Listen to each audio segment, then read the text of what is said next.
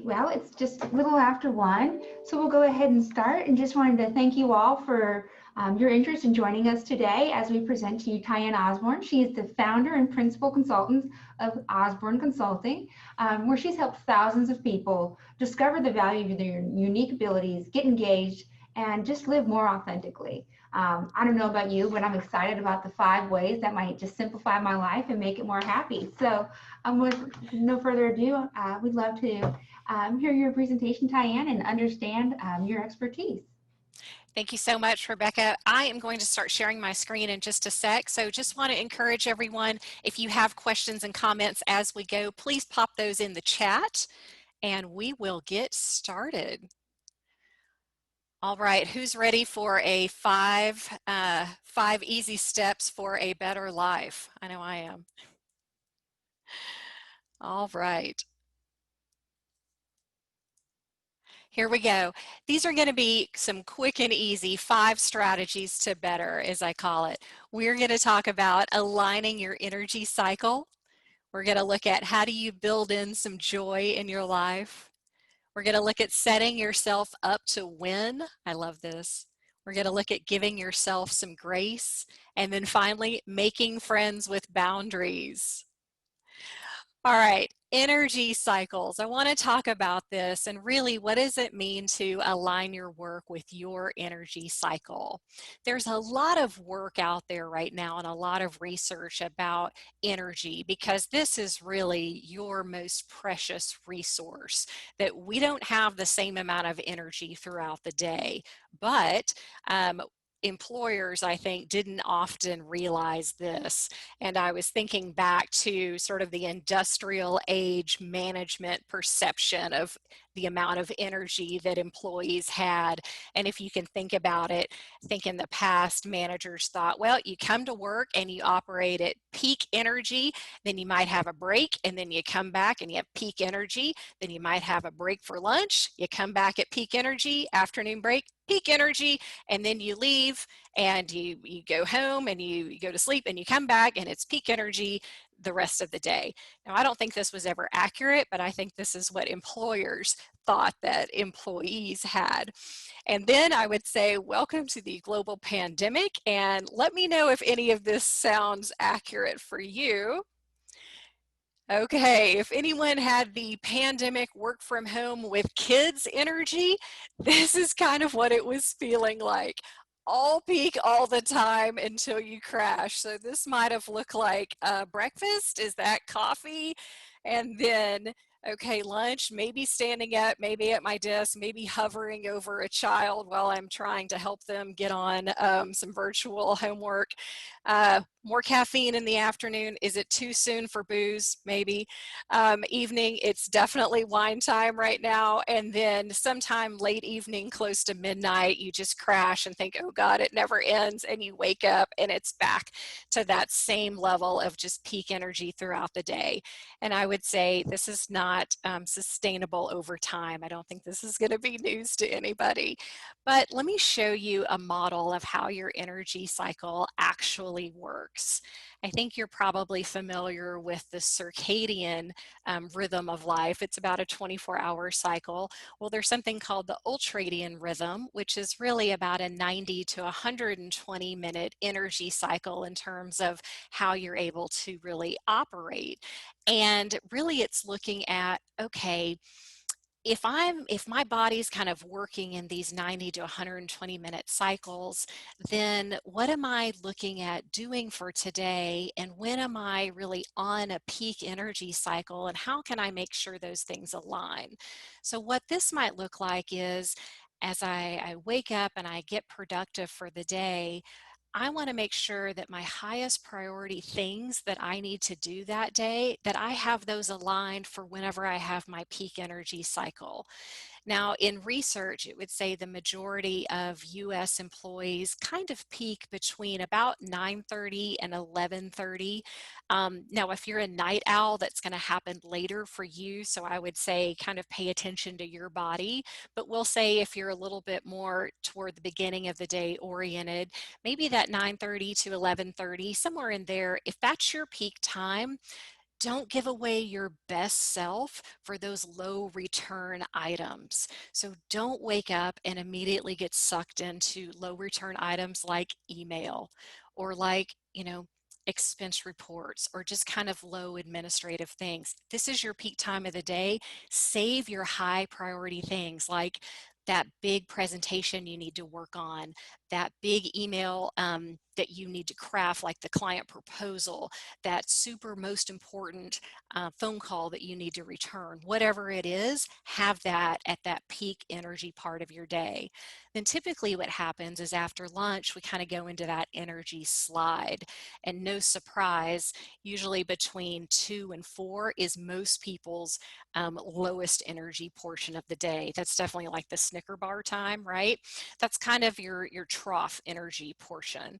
And so this is when it's a good time to have your least energy taxing things happen at this time during the day. So administrative items are really good for this portion of the day, things that you don't have to have a lot of creative brain power for. This is a good time for things like email, for things like expense reports, for things like reorganizing your office, frankly, errands. This is a really good time for that. I know for me, this totally maps up. I don't save my best, my highest priority things. I don't save them for this time of the day. For me, this is when I run errands. I absolutely try not to schedule important meetings for this time in the day. But what's interesting is after you have this dip, research shows that then you actually come out of it into sort of an energy recovery portion where actually your creative brain is sometimes at its peak in later periods of the day. So a lot of times if I have content that I need to develop, like this presentation, I do it a little bit later in the day. So for me, that might be between like 5 and 7 p.m. So what I want to get across is that each of you have a unique energy cycle. And I know each of you also have other responsibilities like tiny humans that you're trying to keep alive and those things. So just kind of figure out all those other things during your day and look at your schedule, see what you have control over. Some things, if your boss calls a meeting at your low energy portion of the day, you might just have to suck it up and do it, but you might have control over some other things. So see what you have control over, see what your most important priority is for the day, and then see where you can align things and then see if you get a little bit better result out of it. Okay. So your second strategy towards better is we're going to find the joy. And I really want to do this by taking a look at your calendar. Okay, this is an exercise I have all of my clients go through. I call it a calendar review. The first thing I want you to do is a look back. I want you to look back at your calendar, and you can do this now. You can actually open it up on your phone, or if you want to toggle over on your computer, or you can just think about it. But think about last week or the last couple of weeks, and I want you to think, what things did you enjoy? Look at your calendar and what things brought you joy? What was going on there? Were you meeting with other people? Were you working on a project that you really liked? What was happening? Did you have some creative time for yourself? Kind of what was it? And see if you can get granular about what it was that you liked, that brought you joy, that you would like to do again.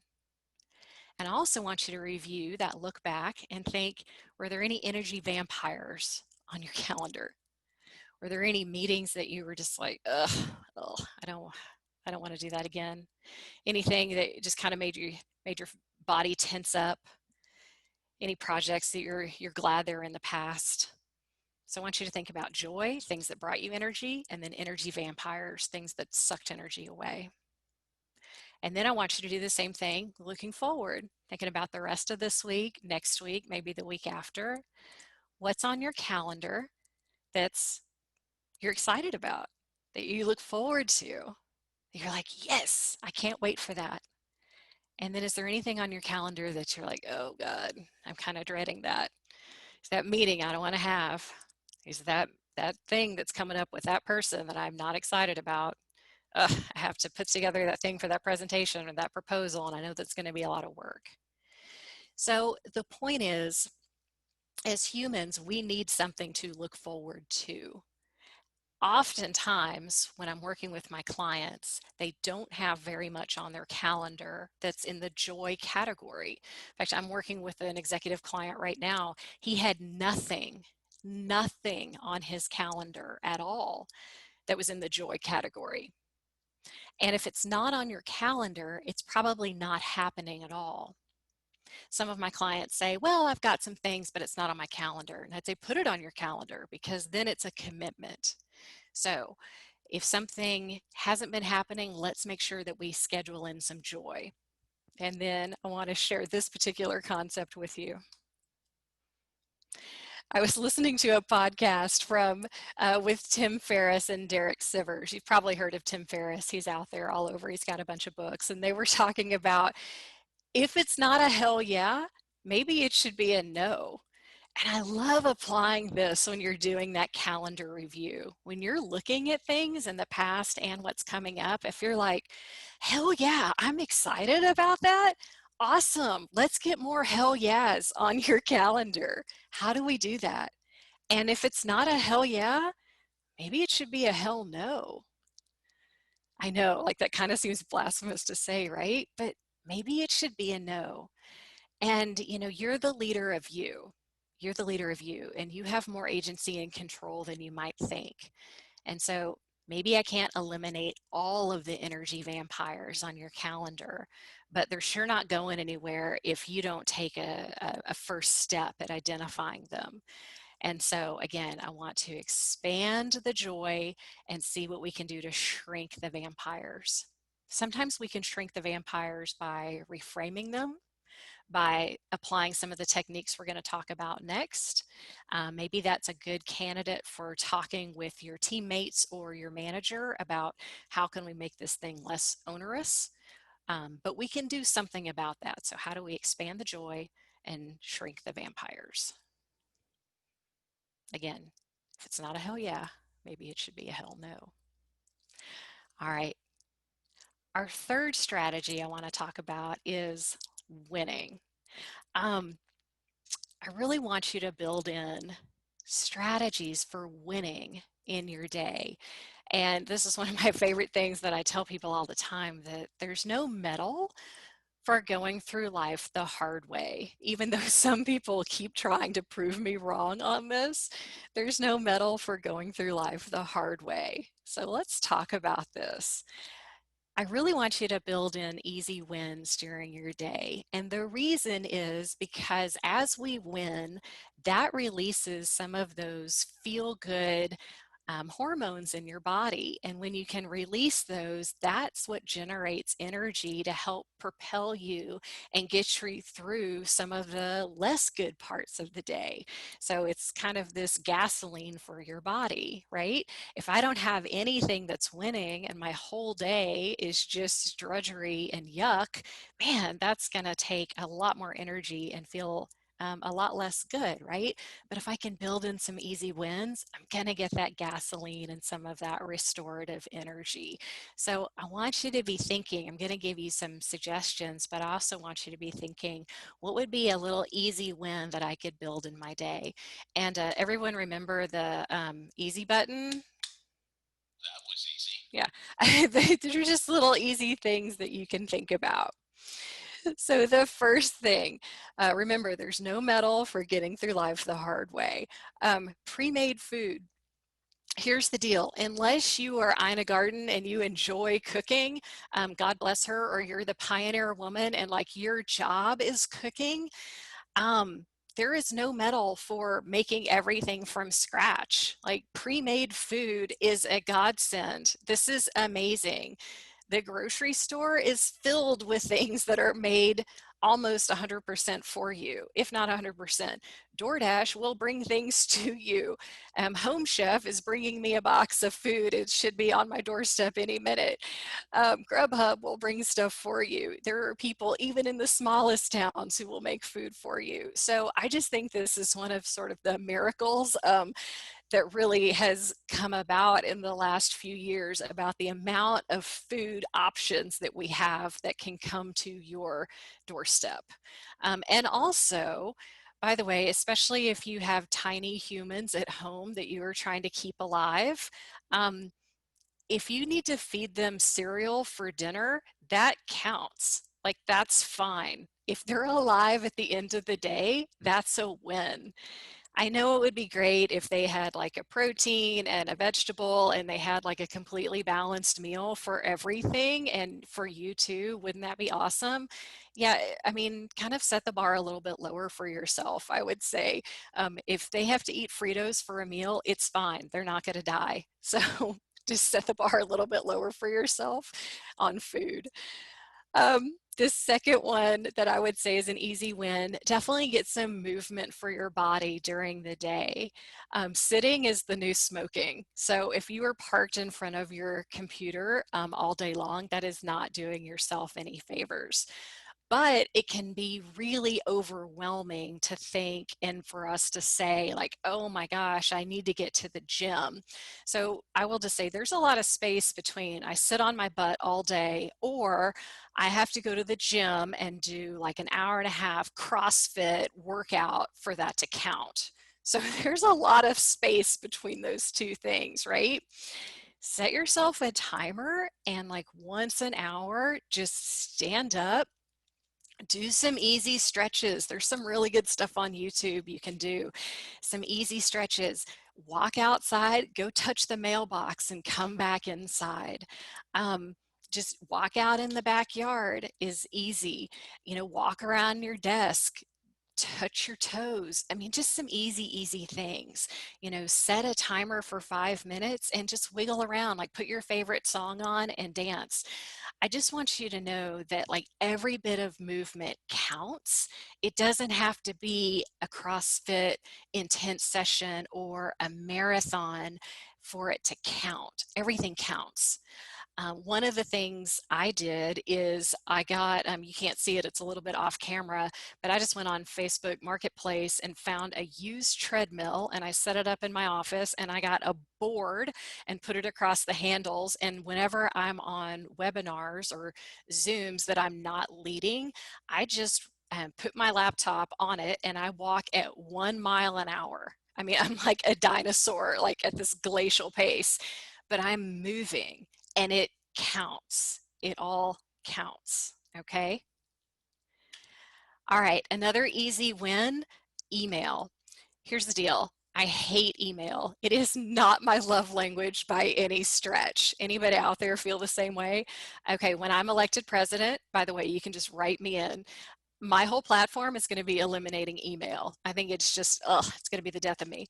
So rather than just sit down in front of your emails and just be overwhelmed by the number of things coming in your inbox, just say, I'm going to do 5. Great. And when you've done 5, that's it. You've won. Move on to something else. Now, if I just have a couple little pockets throughout my day and I just do 5 here, here, and here, awesome. You know, then I've processed a handful throughout the day. I'm totally fine. I count that as a win just because I don't sit down and process 500 at any given time. Who wants to do that? Here's another thing. You'll notice I like 5s because it's easy. Mentally, it's easy to process. Call this the 5-minute tidy up. This is another thing. It works in your home or in your office. If you start to get overwhelmed, you're like, oh my gosh, this place is a pigsty. Like Hoarders is going to come want to see if they can film here. Set your timer and just say, what can I get done in 5 minutes? And when 5 minutes is up, poof, you're done. And this actually works really well with the family and with kids too, because gamifying things tends to make it fun, especially if you put some music on. Like, what all can we get done in 5 minutes? And when it's done, it's done. It doesn't have to be a half-day marathon session. I mean, gosh, that's draining and nobody wants to sign up for that. 5 minutes, clean out your handbag, clean out your wallet, clean out a drawer in your desk. Easy, easy. Other things that bring you that kind of winning energy, something that brings you joy. This is another reason it's so important to find that joy on your calendar. That's that stuff that brings you energy. That's that stuff that gives your brain something to look forward to. Have that on your calendar. Again, something easy. It can be like, great, at 3 o'clock, I'm going to go get a Diet Coke and take a quick break. That brings me joy. I love that. So just see what little things like that you can build in your day. Okay, here's a favorite one of mine. We were just talking about this with Rebecca and Chris before the webinar started. Who can I pay this to do this for me? So one of my big things, and I work with my clients on this, is figuring out what's the highest and best use of your time, that, really what is core that only you can do. And once we figure that out, then everything else is kind of noise or something potentially that we could outsource for someone else to do. And I mean, even silly little things that maybe stuff you could do, but should you be doing it? And so I'm always asking, who else can I pay to do this for me? So for me, social media, I feel like I need to have a presence out there, and I like that. I like, providing good content for my audience. I don't necessarily need to be the one doing all of that though, so I pay someone to do that for me. To me, that's a win. Or this is funny, maybe slightly gross. Um, at home one day, the cat threw up on the floor, and I don't deal very well with vomit, so I paid one of the children $5 to clean it up. I'm like, it was a total win because I didn't have to deal with it. And one of the kids was like, it doesn't bother me, and they got $5 for their piggy bank. And so I was like, hey, that's a win-win. So just kind of thinking as you go through your day, especially if something is just kind of one of those like, ugh, I have to get through this. There's probably somebody you can pay to do that for you. Mowing your lawn, bringing food for you, dry cleaning. I mean, you just be maybe not surprised. There's somebody out there who can, who'll probably do it for you. So 2 more quick things: a hard thing followed by a fun thing. Life is not all unicorns. I realize that, sometimes we just have to sort of suck it up and do the hard thing, especially if it's a work related thing. We might just have to actually do it. But when I'm looking at my day, I might schedule, okay, I need to really buckle down on this for 90 minutes, but then I'll schedule a fun thing immediately after. So it's a reward for me. So it's not just tedium the entire day. I've got something I'm still looking forward to. Does that make sense? So I've got a fun thing that I have purposely planned in advance to really provide that motivation for me. And then my favorite here on Easy Wins, in the words of Frozen, let it go. Let it go. I think we put a lot of pressure on ourselves that other people don't even expect, frankly, and I'm not quite sure why we set the bar so high for ourselves, but I'll give you an example. My mother is 75 years old, and so I was talking to her the other day, and we were talking about Halloween coming up, and she lives in a neighborhood with a lot of little kids, and she also has rheumatoid arthritis. So 75 years old, she has rheumatoid arthritis. She was prepping for Halloween, and she told me she was really stressed getting all of her Halloween preparation done. And I thought, well, that's strange. So I asked her, why are you so stressed? And she said, well, I like to put together a treat bag for each child. And this was news to me. I don't know when she started doing this. And she said, I like to get a cellophane bag, and then I like to get a Snicker and a Twix and a Butterfinger and put those into the bag, and then take the ribbon and tie a cute little ribbon around the bag. And she was going on and on about putting together these treat bags for the kids. And I mean, I just imagine there's hundreds of children who live in her neighborhood. She was going on. And I'm like, my 75-year-old mother with rheumatoid arthritis, I'm like, what is Martha Stewart trick-or-treating at your house? Why would you do this? I just couldn't imagine. I'm like, go to Costco like everyone else and buy the bag of candy and put it in a bowl outside on the patio, and then just let kids come and take the candy. I couldn't figure out why she was making it so hard. Um, uh, so my head sort of exploded when I heard, like, why are you doing this? Why are you making it so hard? And so often what might have happened is, you've done something in the past that you got some positive reinforcement for, you got a little bit of praise for. Maybe you made somebody's birthday cake and you got a lot of reinforcement for, so now you think you have to make the birthday cakes for everyone going forward, or whatever. You don't have to do anything. So sometimes good enough is good enough. So let it go. really just lower the bar. You don't have to do any of that. So go to Costco, buy the bag of candy. All right, so step 4 in Steps for a Better Life, grace. This is a big one because a lot of people are on the struggle bus right now. I'm going to say be gentle with yourself and others. All right. There is no situation in life that there is not a meme from a Christmas Vacation to handle. So Grace, she passed away 30 years ago. Here's the deal. Everyone is going through something, especially right now. Lest we forget, we are still in the midst of a global pandemic. Everyone is going through something. Until schools get back to normal, life is still sort of just in this crazy period. You might not even have children at home, but everyone is dealing with something. There's all kinds of research out right now just about the increased strain and the increased issues right now with anxiety and depression. So mental illness is a huge thing that's happening right now. You might be dealing with children, you might be dealing with older parents, you might have first responder kind of situation, immunocompromised. You just might have a hard time dealing with all this.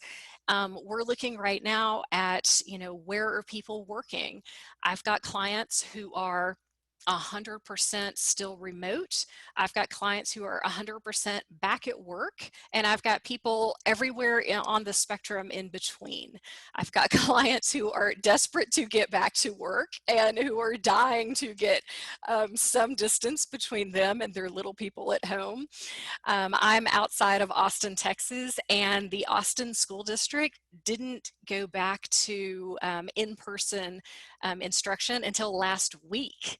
And even so, a number of the teachers haven't gone back. I mean, it's still just a cluster. So I will say everyone's going through something. So if you can just remember that and kind of approach other people and yourself with a little compassion, I think that goes a long way. And so I also just want to put that out there that if you were dealing with your pre-pandemic mindset in terms of the amount of things and work that you think you should be getting done, I would just say that's one of those things you should put in the let it go bucket. That's just not accurate. Our paradigms have changed so much. I don't think that's a good standard to use anymore. So if before you were thinking, well, I could get 50 things done every day, you probably could. Life is so different now. So just put that stuff aside. One of my favorite authors is John Acuff, and he's got this book called Finish.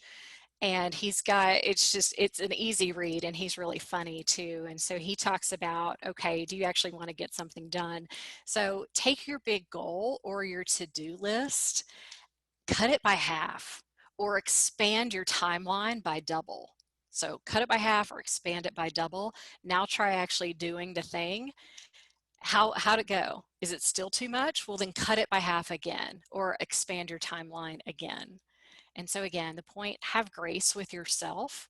And this might be one of those things that you might need to have a conversation again with your manager about. We need to reframe and reset expectations. Maybe what we thought was doable before, maybe it's just not that doable now for a variety of reasons. And so I will just say it's okay. It's okay if you find that you're not able to do some things in the same time frame that you were before. It's all right. You're not stupid. Nothing bad. You're okay. You're in the same bucket as everybody else. So just give yourself a little grace, and it's going to be all right. All right, the last step I want to talk about in our 5 strategies to better is one of my favorite things, boundaries. No one is going to set them for you. Whew, isn't that the truth? So let me give you some strategies here. Boundaries are your friends. Let's talk about picking a place for work and establishing work hours. We kind of went from, I get in my car and I go to work and I do work, and there was some flexibility there, but I still think there was at least a somewhat of a boundary in our mind, even if, work was still happening, partially remotely, there was still somewhat of a boundary. And then it went to, there's no boundaries, when everyone had to go home. And then work could be done from anywhere at any time. And so I think there was a complete erosion of boundaries. And now again, we're seeing with different companies at different points on that spectrum, between some being partially in the office, 100% in the office, we're not quite back to the office. I mean, there's just this big fuzzy area of when work is getting done.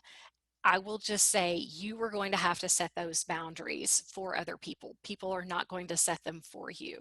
And so if you're on email all night long, or you're in the Slack chat all night long, people are going to be responding to you at those times, because that's when you're on.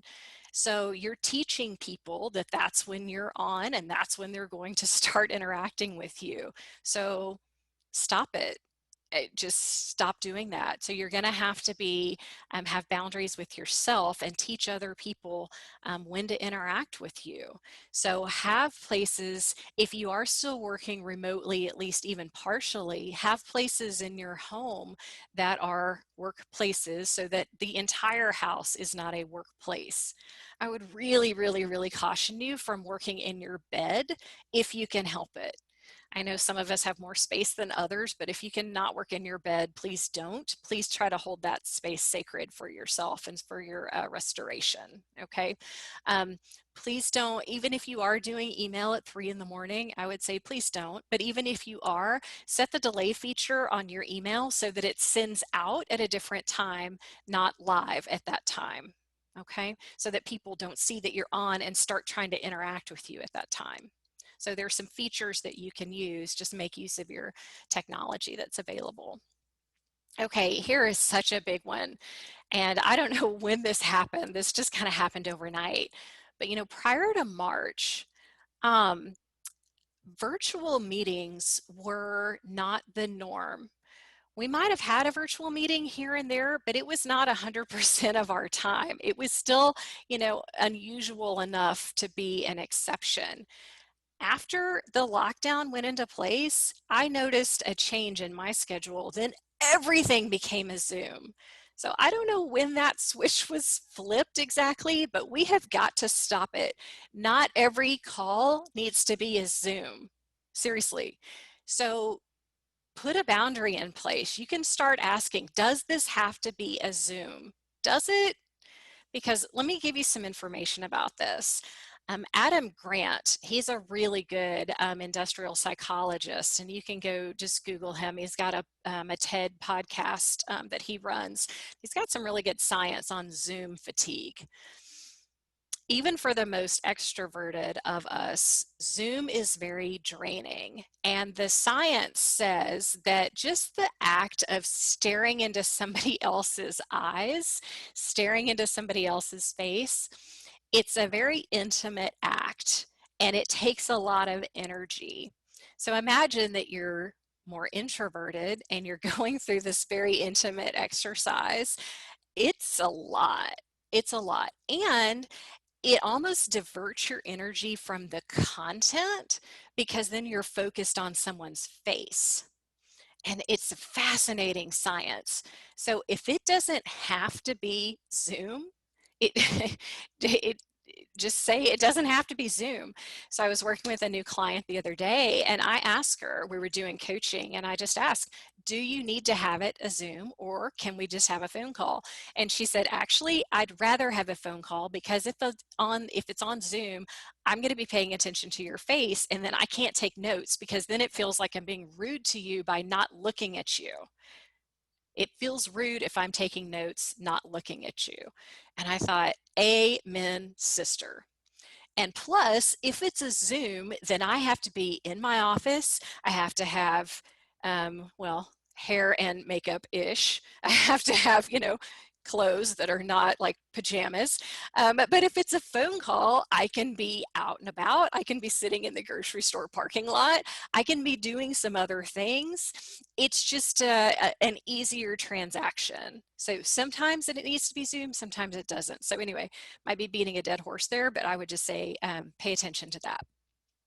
All right, our third point here for boundaries: do not start and end your day with email. Please, please don't.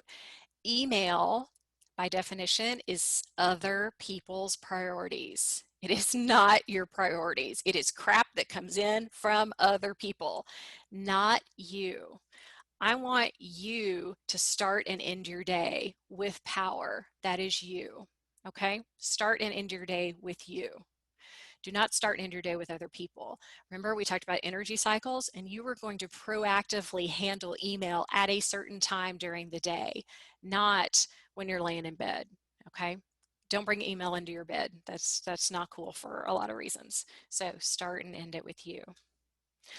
I want you to make time for rest and joy, and I want you to put that into your calendar like we were talking about before. That's part of your boundaries, that you are going to prioritize those things, not only put those in or think about them in your free time or when you don't have anything else going on, because you're always going to have other things going on. So I just want you to prioritize that because you are important.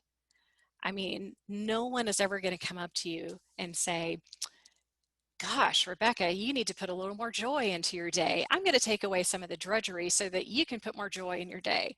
Said no one ever. I mean, other people just aren't thinking about that. You have to prioritize that. So please do.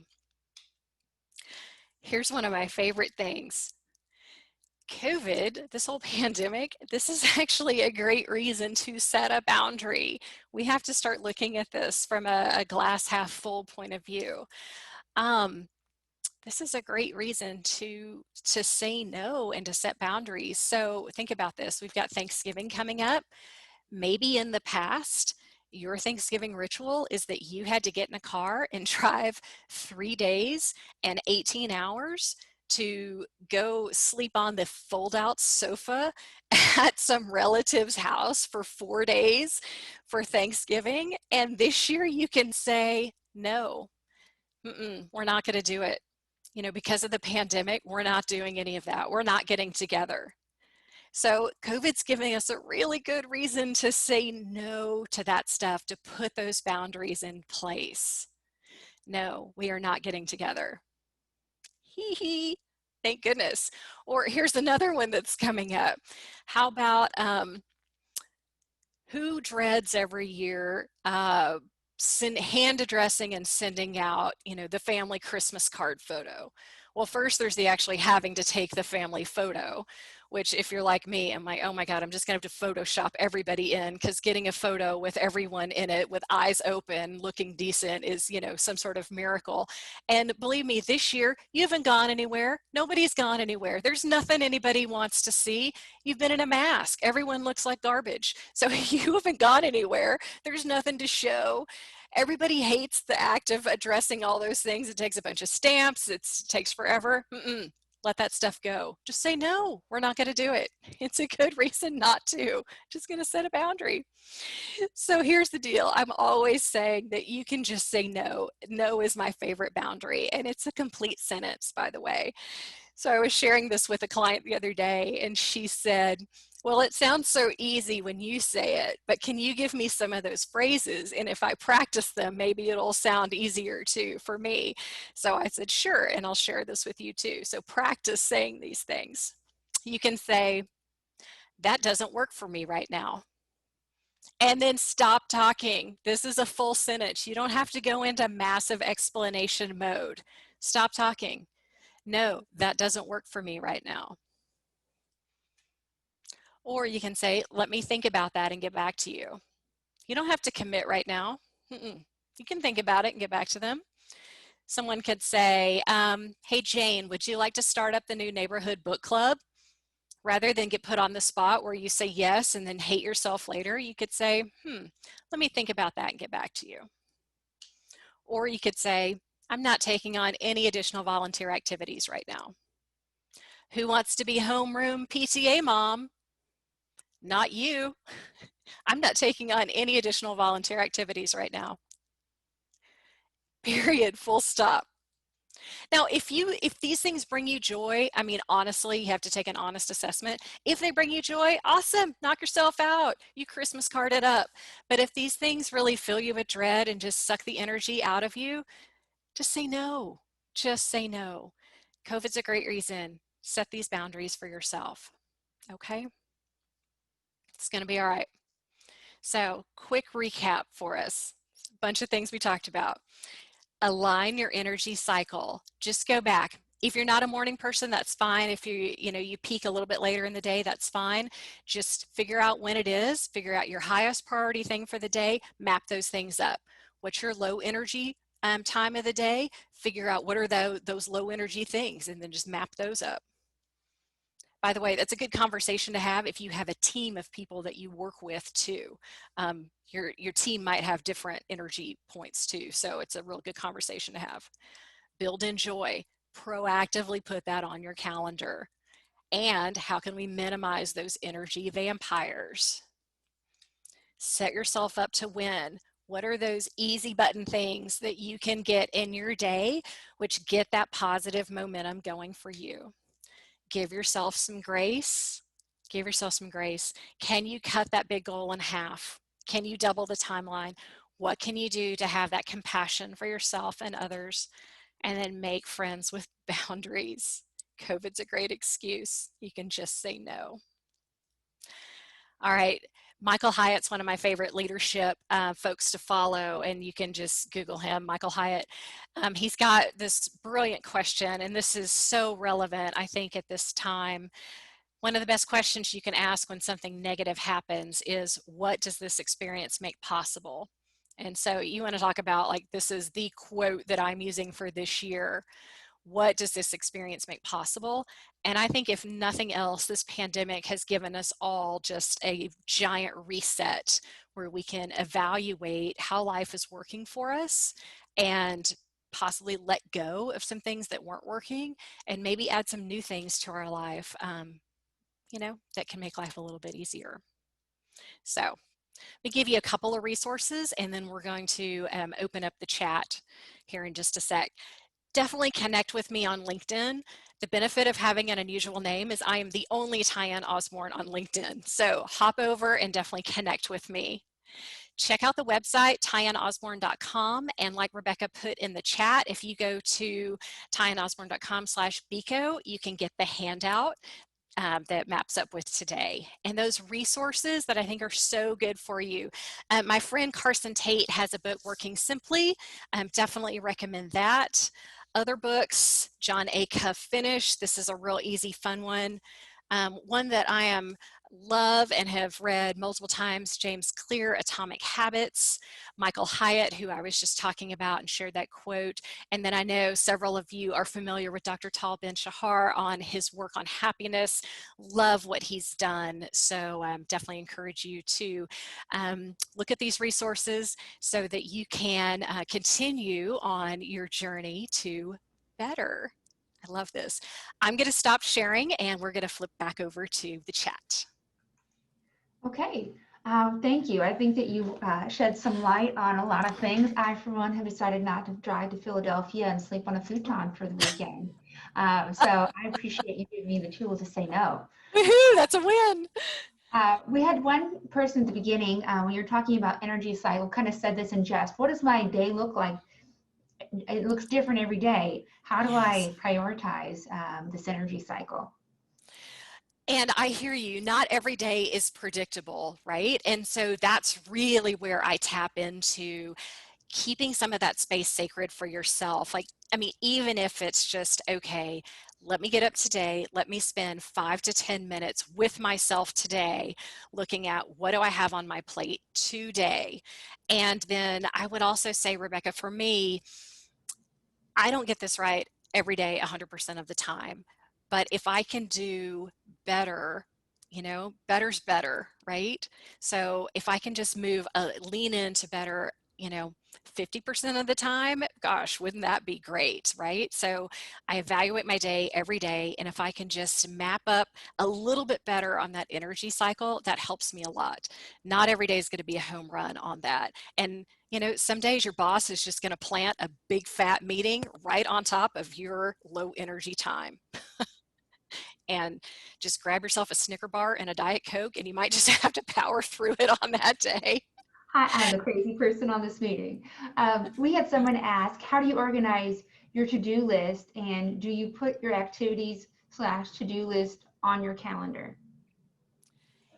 This is a big one, and I have tried out a lot of different techniques on this. And I will say Carson is a genius at a lot of different to-do list techniques. So there's not a one size fits all. You're going to need to find something that works for you. B, a technique that I use is something I called a contextual to-do list. So first, I break up my to-do list on context. So I have, is this a work item, or is this an errand item, or a home item? So it doesn't do me any good to just look at this laundry list of things, but I'm at a place where I can't do something. If it's an errand and I'm at home, I can't do my errands. So I have those things broken out. And then I also, especially this year, I don't put any more than 3 things on my to-do list for the day. And you want to talk about that has made a world of difference, because honestly, it's overwhelming for me to look at a 50, bullet point to-do list. I just don't even want to start. Okay. I think that sounds like you could manage a day with those kind of goals. So you just send me your to-do list, and I'll just start crossing things off that I don't think are important for you to do. I love it. We have another one who just had asked, what was the person, or who was the person who did the TED Talk on Zoom fatigue? Oh, that was Adam Grant. Adam Grant. So Thank you. just, yeah, look him up. He's awesome. Another question is, how do you ask for more time when you are working on projects with others?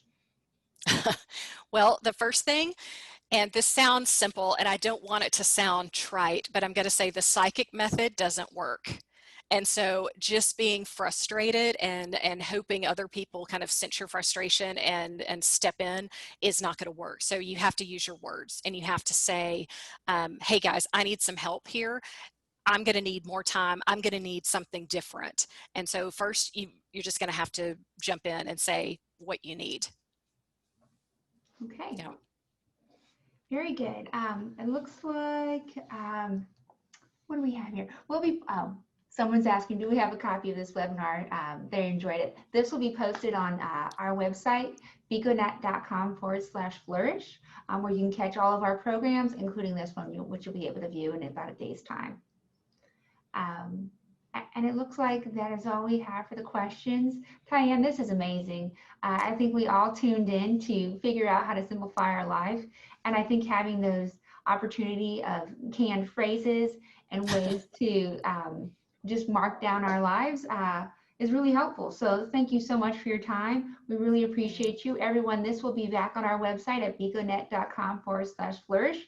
So you can watch a few times and maybe memorize some of those phrases like, this does not work for me. So TyAnn, thank you so much. I hope you have a great day. Thanks so much, Rebecca. This is awesome. Thank you.